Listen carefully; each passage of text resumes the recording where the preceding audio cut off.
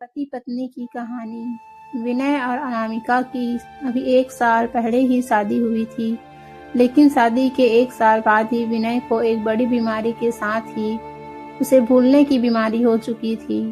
यह बीमारी उसे अचानक ही हो गई थी और विनय का सरकारी अस्पताल में इलाज चलने के बावजूद भी उसकी दवाइयों में बहुत ही ज्यादा पैसे खर्च होने लगे थे।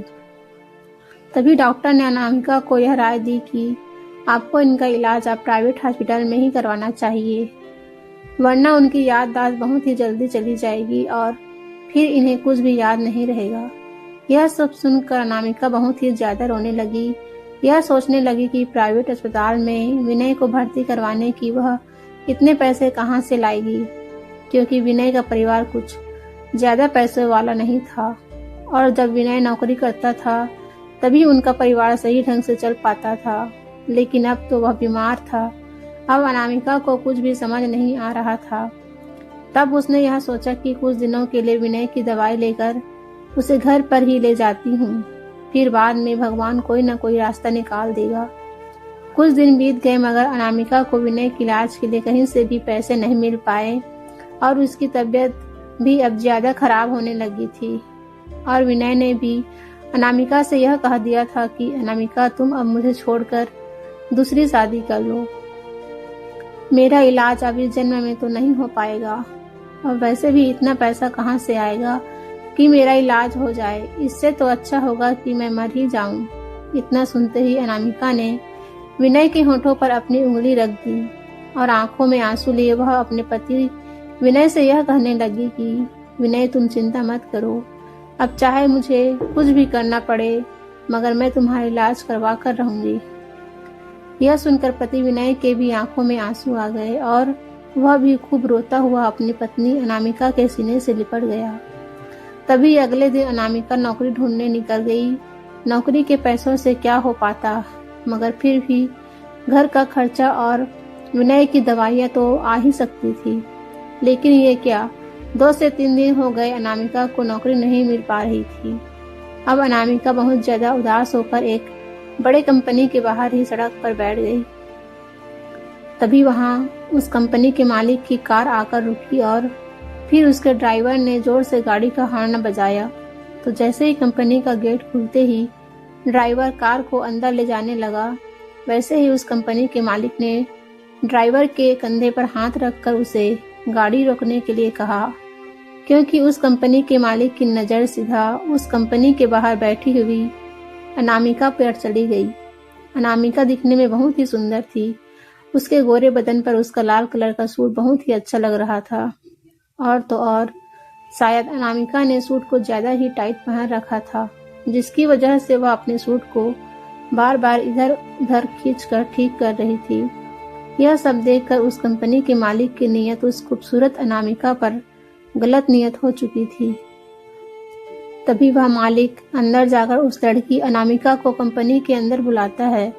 तो जैसे ही अनामिका उस बड़ी कंपनी के मालिक के रूम में आकर उनको नमस्ते करती है, वैसे ही वह कंपनी का मालिक अंदर बहुत खुश हो जाता है और पूछता है, क्या बात है, तुम कुछ परेशान सी होकर बाहर क्यों बैठी थी? अगर तुम कुछ परेशान हो तो प्लीज मुझे बता सकती हो। ये सुनकर अनामिका की आंखों से आंसू आ जाते हैं और वो उन्हें अपने पति की बीमारी की सारी बात बता देती है। और फिर वह यह भी कहती है कि सर, इस समय मुझे नौकरी की सख्त जरूरत है, मगर कोई मुझे नौकरी देने के लिए तैयार नहीं है, क्योंकि मुझे काम करने का कोई एक्सपीरियंस नहीं है। इसलिए यह सुनकर उस कंपनी के मालिक ने इस समय अनामिका को अपनी सेक्रेटरी की नौकरी दे दी। तभी अनामिका ने उन्हें धन्यवाद किया और उनके आगे हाथ जोड़ने लगी। तभी उसके सर ने अनामिका का हाथ पकड़कर पूछा कि मैं तुम्हारा नाम तो पूछना ही भूल गया। तो अनामिका ने कहा कि सर, मेरा नाम अनामिका है। तो उसके सर ने कहा कि अनामिका, मेरा नाम राजवीर है और अब से तुम मुझे राजवीर कहकर बुला सकती हो। यह कहकर राजवीर ने अनामिका के कमर पर हाथ रखकर यह कहा कि अनामिका, अब तुम चिंता मत करो, मैं तुम्हारे पति को बिल्कुल ठीक करवा दूंगा और जितना भी पैसा खर्च होगा मैं तुम्हारी पति के इलाज में पैसों को पानी की तरह बहा दूंगा। बस तुम्हें मुझसे यह वादा करना होगा कि मेरे यहाँ से तुम कभी नौकरी नहीं छोड़ोगी और कभी कभी मेरे साथ कंप्रोमाइज भी करोगी। इतना सुनते ही अनामिका ने राजवीर का हाथ हटाकर उसे एक जोरदार थप्पड़ मार दिया और अपनी आंखों में आंसू लिए उसे यह कहा कि तुम्हें शर्म नहीं आती, किसी की मजबूरी का फायदा उठाते हो, मुझे नहीं करना तुम्हारे साथ काम। यह कहकर वहां से रोती हुई अपने घर चली गई और घर जाते ही अनामिका ने क्या देखा कि उसके पति की हालत बहुत ज्यादा खराब हो गई। तभी वह जल्दी से उसे एक प्राइवेट हॉस्पिटल में ले गई, लेकिन डॉक्टर ने अनामिका से कहा कि तुम जल्दी से 8 लाख रुपए का इंतजाम करो, अब इनके दिमाग का एक बड़ा ऑपरेशन होगा, वरना वह इनकी याददाश्त के साथ साथ इनकी जान भी जा सकती है। यह सुनकर अनामिका को चक्कर आने लग गई और अब वह रोती हुई यह सोचने लगी। डॉक्टर ने दोबारा पूछा कि बोलो मैडम क्या करना है। तब अनामिका अपने आंसू पोंछते हुए यह कहती है कि डॉक्टर आप ऑपरेशन की तैयारी कीजिए, मैं 2 घंटे में पैसे लाती हूँ। यह कहकर वह उस बड़ी कंपनी के मालिक राजवीर के पास दोबारा चली गई और सीधा उसके ऑफिस में चली गई। बॉस समझ गया था कि अनामिका मान चुकी है। तभी राजवीर सीधा उसे अपने पर्सनल रूम में ले गया और उसके साड़ी खोलते हुए यह पूछने लगा कि क्या हुआ जाने मन, अभी तो तुम यह सब करने के लिए मना कर रही थी, अब क्या हुआ।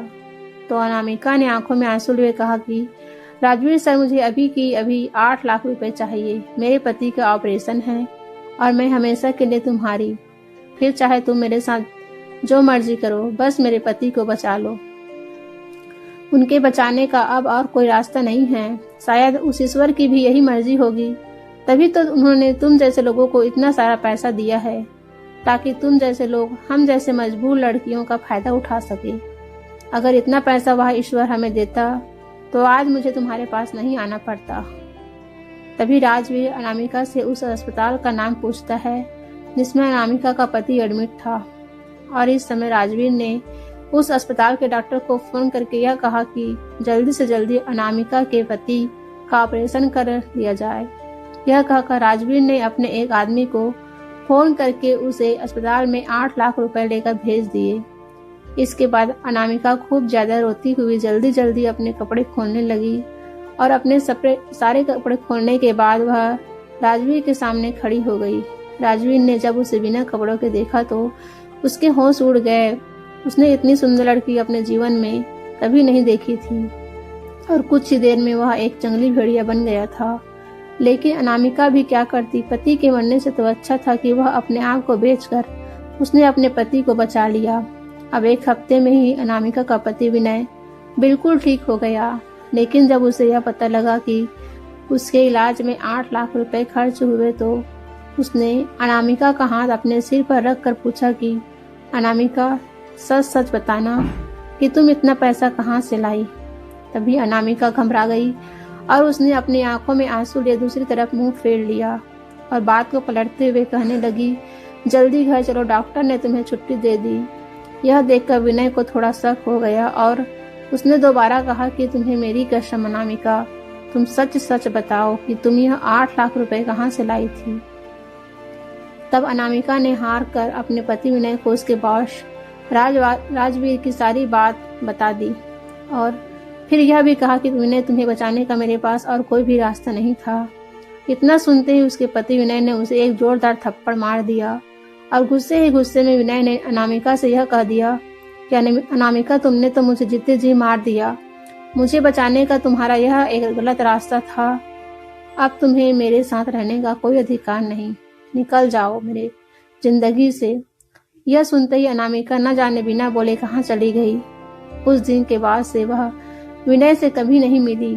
जब विनय का गुस्सा ठंडा हुआ तब उसने अनामिका को कहाँ कहाँ नहीं ढूंढा। वह रोज उसके लिए रोता रहा, लेकिन अनामिका न जाने जिंदा भी थी या मर गई थी, मगर आज तक भी वह विनय को नहीं मिल पाई। प्यारे दोस्तों, अनामिका ने अपनी इज्जत दांव पर लगाकर अपने पति को एक नया जीवन दिया, मगर विनय ने बिना सोचे समझे अनामिका को अपनी जिंदगी और घर से निकाल दिया। आखिर अनामिका ने सही किया था या गलत, और उसके पति विनय ने सही किया या गलत, यह आप लोग ही तय करेंगे। तो प्लीज दोस्तों, मुझे आपके कमेंट का इंतजार रहेगा। धन्यवाद।